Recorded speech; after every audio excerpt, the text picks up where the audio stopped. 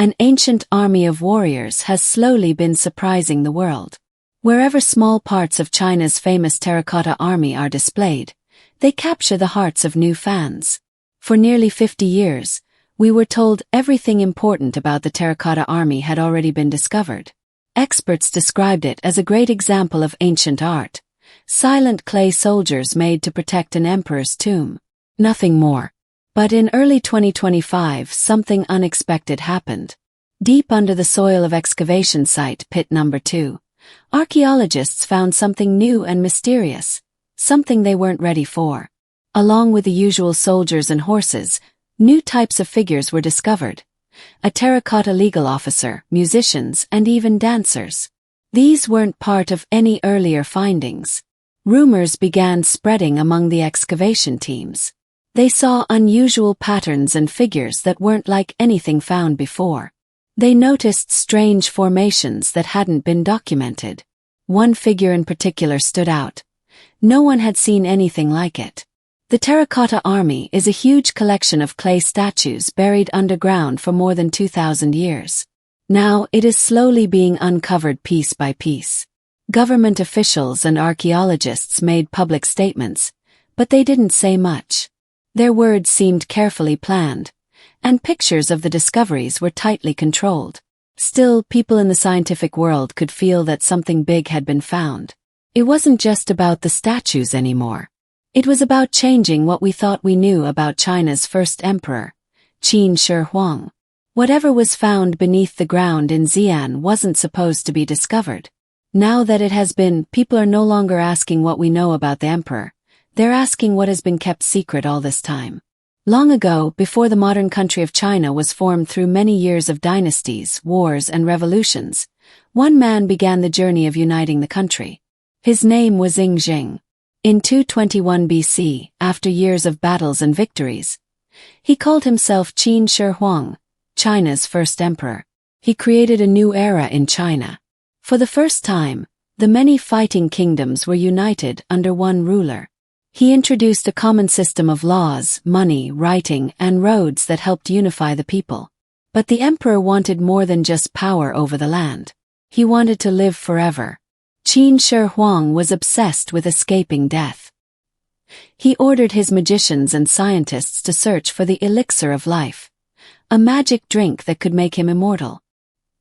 He sent ships to distant lands in search of gods and built massive structures to please the heavens. His court became a place where magical experiments and mysterious rituals were common. Even though he dreamed of physical immortality, the emperor also had a backup plan. He decided to build a kingdom underground that would mirror his empire and allow him to continue ruling after death. If he couldn't avoid dying, he would become the ruler of the afterlife. In today's Lintong district in Xi'an, in Shaanxi province, Qin Shi Huang ordered the construction of an underground burial site so large and secret that much of it remains untouched even now. At the center of this complex is believed to be a burial room, surrounded by flowing rivers made of liquid mercury and protected by deadly traps meant to stop robbers. But it's the clay army guarding this tomb that truly amazed the world. In 1974, more than 2,000 years after Qin's death, a group of farmers digging a well found broken pieces of pottery in their field.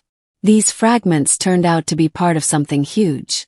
Archaeologists later confirmed they belonged to life-sized clay warriors. As more of the site was uncovered, they found rows of soldiers, archers, horses, and chariots, each carefully designed and placed in military formation. This wasn't just a display. It was an army, frozen in time but full of meaning.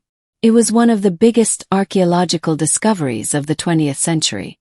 So far, researchers believe there are about 8,000 clay soldiers, 130 chariots, and over 600 horses. There are also figures of government officials, performers, musicians, and even strongmen. What's amazing is that each statue has its own unique face. No two are the same. Made from local clay and once painted in bright colors, their hairstyles, clothing, and armor show their rank and job in the army. Some look serious and commanding, others calm and focused. Many of them once held real weapons, swords, spears, and crossbows, that still remain sharp today.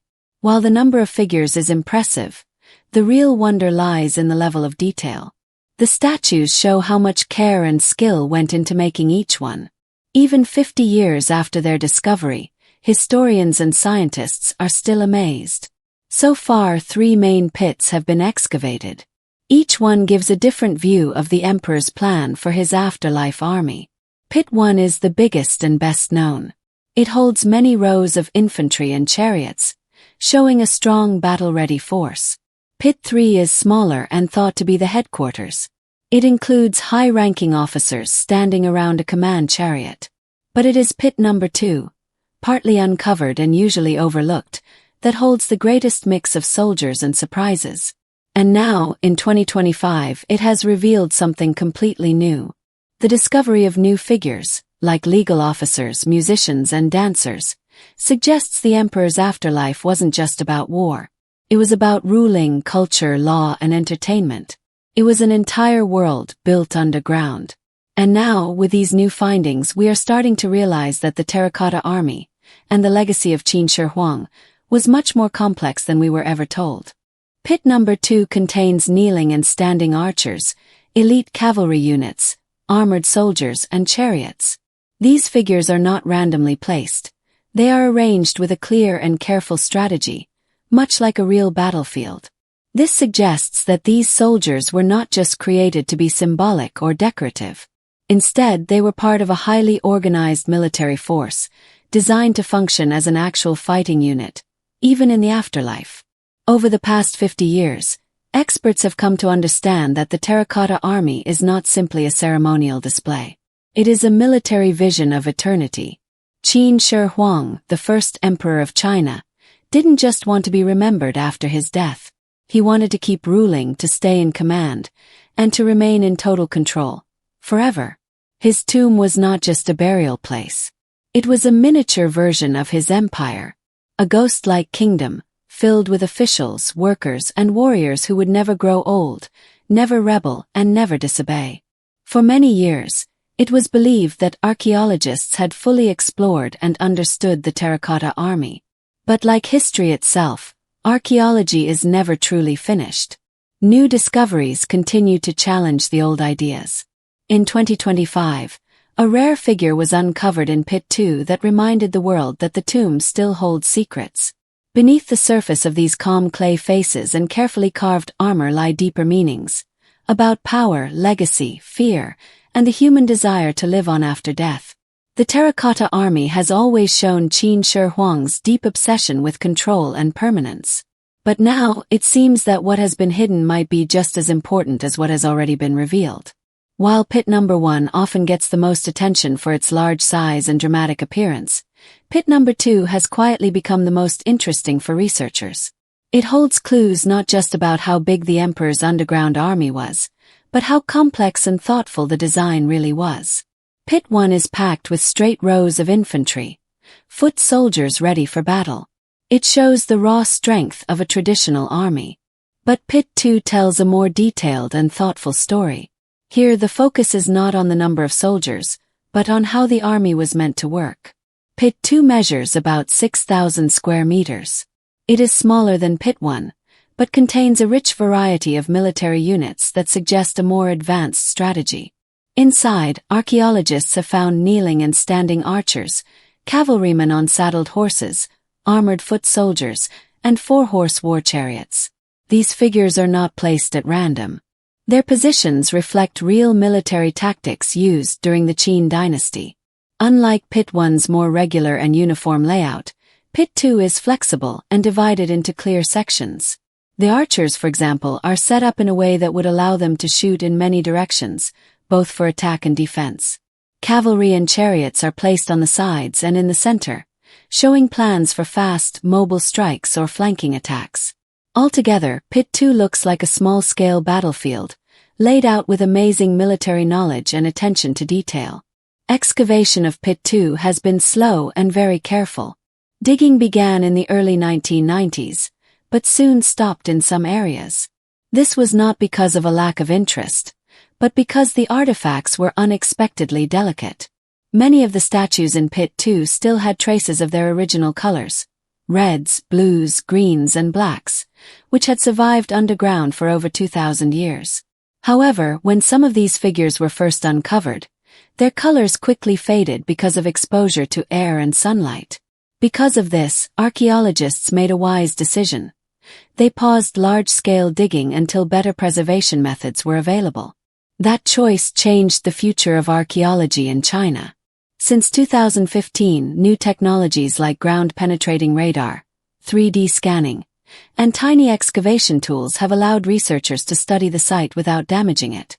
They also closely control the pit's environment, its temperature, humidity, and light, to protect the fragile statues and the remaining pigments. Thanks to this careful work, recent discoveries have been amazing. Experts have found better preserved horses, pieces of chariots, and highly detailed warrior statues, some of which are even more finely made than those in Pit 1. What stands out is the level of detail in these newer finds. Some figures have more refined facial features, armor styles, and postures. This suggests that some sculptors may have had more freedom to be creative, or were assigned to make figures of higher-ranking soldiers. These differences tell us more about the emperor's vision. Not all soldiers were the same. Some statues may have been meant to show elite warriors or commanding officers. This shows that Qin Shi Huang's imagined afterlife also had ranks and a clear structure. The presence of archers, cavalry, and chariots together in one pit shows that Pit 2 was designed for a mobile and organized force. It wasn't just a standing guard. It was a full military unit prepared for movement, battle, and defense. Unlike the crowded and ceremonial setup of Pit 1 or the formal layout of Pit 3, Pit 2 presents a full picture of an active, ready-for-combat army. In many ways, Pit number 2 is a tribute to the intelligence and planning of the emperor who united China. It reflects his strong belief in order, structure, and precise control. Every soldier, every unit, every carefully planned position was part of a larger vision, not just for remembering the past but for ruling forever. The discovery made in 2025 adds even more meaning to this pit. It proves that there are still many secrets buried beneath the surface, waiting to be uncovered. And as we continue to learn more, it becomes clear. The Terracotta Army was not just about honoring a powerful ruler, it was about building an eternal world where his power would never end.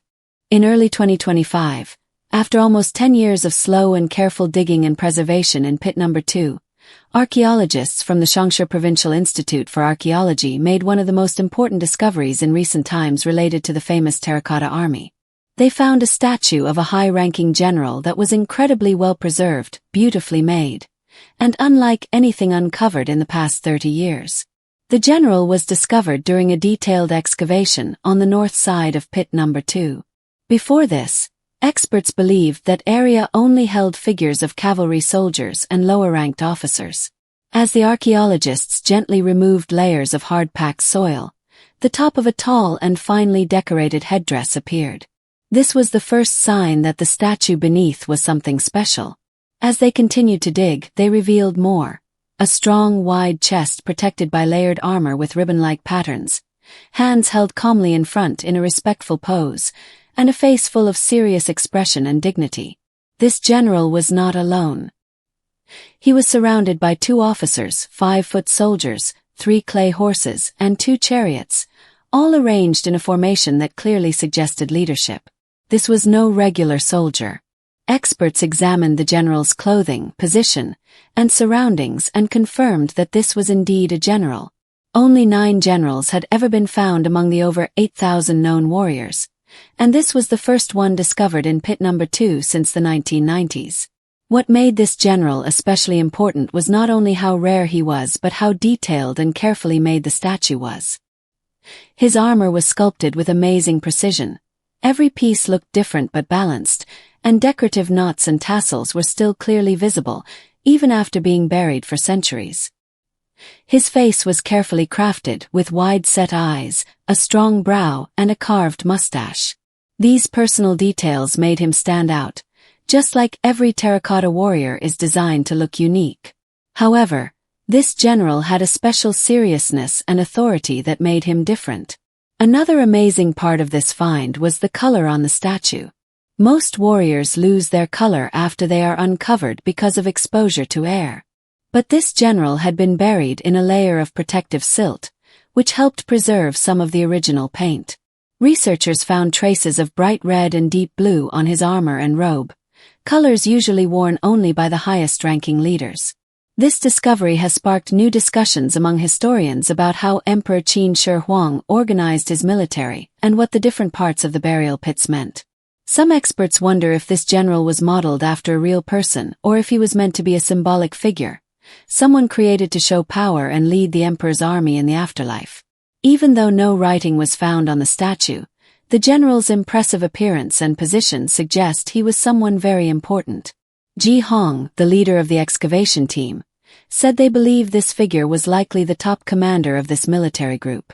Many now think this general may have been responsible for leading the emperor's chariot troops after death, a job that would have been given only to the most trusted leaders. Dr. Zhu, one of the project's scholars, said this discovery changes the way we see pit number 2. Before, it was thought of as less important than pit number 1. But now, this find shows that pit number 2 may have held a powerful and elite force. Janice Shujin Li, a Chinese art expert from Oxford University, said that this general was not just guarding the emperor's tomb. He was leading the army. This discovery has changed the way historians view the layout of the Terracotta Army and the emperor's vision of power after death. The general statue is more than just a rare military figure. It is an incredible example of artistic skill, deep symbolism, and imperial propaganda. Everything about him, his size, clothes, pose, and face, was created to show status, strength, and loyalty. He does not only represent loyalty to Emperor Qin Shi Huang but to the idea of the Chinese Empire itself. One of the first things people notice about the general is his size. He is slightly taller than life-size, almost 2 meters tall, which shows strength and importance. Unlike regular soldiers who wore simple armor, his armor is complex and decorated with dragon patterns, symbols of power and cosmic order in ancient China. His headdress is also very special.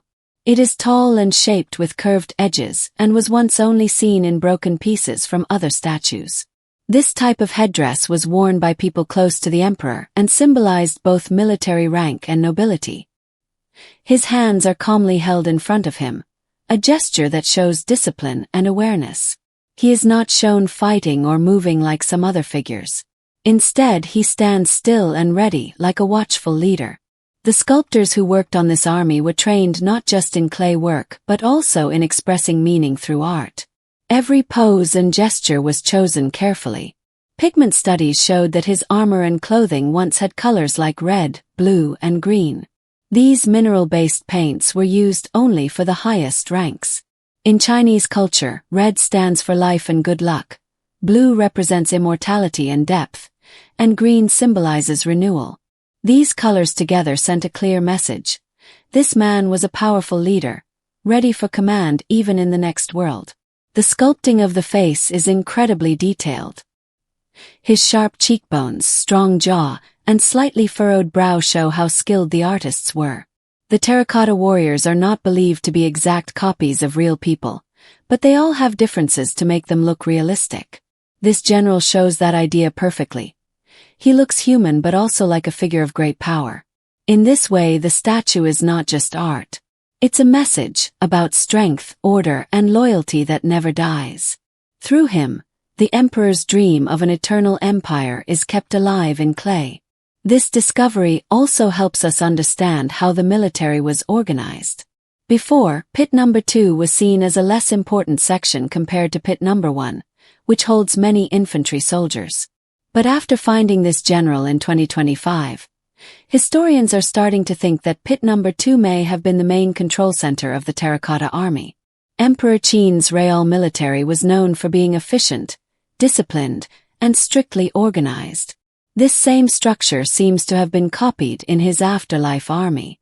The general's position, surrounded by cavalry, archers, foot soldiers, and chariots, suggests he was leading an elite and carefully chosen group. Maybe this was the emperor's personal guard or a quick response team meant to protect him from dangers in the next world. The way the soldiers are placed also suggests strategy. Archers are in the outer lines, in different heights and stances, as if prepared for both attack and defense. The chariots and cavalry are in the center. The general stands just behind one of these chariot units, like a real battlefield commander. This arrangement seems more like a real military plan than just a symbolic setup. The quality of the other figures around the general supports this idea. The general's presence in this specific setting, surrounded by a carefully arranged group of highly skilled and well-armed soldiers, strongly suggests that he was not just a symbolic figure, but a true commander meant to lead in the emperor's eternal army. This finding also supports the idea that each pit in the Terracotta Army complex had a distinct and purposeful role. Pit 1 seems to have been designed for large-scale ground combat. Pit 3 is thought to have served as a command center or headquarters. And now, with the discovery of the general, Pit 2 is likely to have been the elite vanguard, the emperor's most trusted and powerful frontline force. The timing of this discovery is also deeply symbolic. It happened in 2025, exactly 50 years after the Terracotta Army was first uncovered by accident in 1974. Back then, a few farmers digging a well came across pieces of ancient pottery. What followed became one of the biggest archaeological projects in modern history. Over these 5 decades, the site has not only changed how the world sees ancient China, but it has also become a place where advanced technology and modern conservation techniques are being tested and improved. In the early days of excavation, the process was fast and sometimes careless. There was a rush of global excitement, but not enough knowledge about how to protect the fragile artifacts. Many of the first statues lost their bright colors as soon as they were exposed to air. Reds, blues, and purples faded within hours. Some parts of the mausoleum had to remain untouched for years because scientists didn't have the right tools to uncover them safely. Now things are very different. Archaeologists work in controlled environments where humidity and air quality are carefully managed to protect what they uncover. Modern tools like ground-penetrating radar, tiny precision instruments, and high-resolution 3D scanners allow experts to study what lies beneath the surface without actually digging it up. New chemical treatments and techniques like vacuum sealing help preserve and even restore color on the statues, something that was impossible in the past. One of the biggest changes in recent years is how many different types of experts are now working together. Conservators, material scientists, historians, military experts, and even artificial intelligence researchers are all part of the effort. AI is now being used to identify patterns in how the figures are arranged, suggest how ancient military formations might have looked, and even help digitally rebuild damaged statues. This site has also changed how ancient Chinese history is understood around the world. In the past, most of the research was guided by Western archaeologists. Today, Chinese scholars play a leading role. Institutions like the Shunyi Provincial Institute for Archaeology have been at the forefront, working closely with international universities and research centers to better understand the Terracotta Army and what it tells us about the past. Reaching the 50-year anniversary in 2025 is more than just a milestone. It represents a turning point. The discovery of the general not only honors the dedication and careful work of generations of archaeologists, but also shows how far the science has come. Where excavation once relied mostly on simple tools like brushes and trowels, today it includes advanced technology like satellite imaging and chemical analysis. And yet, the main goal has always stayed the same: to uncover, understand, and protect the stories hidden underground. If the emperor's afterlife army was created with this much care, organization, and precision, it makes us wonder, what was his real army like during his lifetime? What kind of power and control did Qin Shi Huang truly have? These questions continue to drive the research forward. And finally, there's one big question that remains. Should archaeologists ever open the emperor's sealed tomb?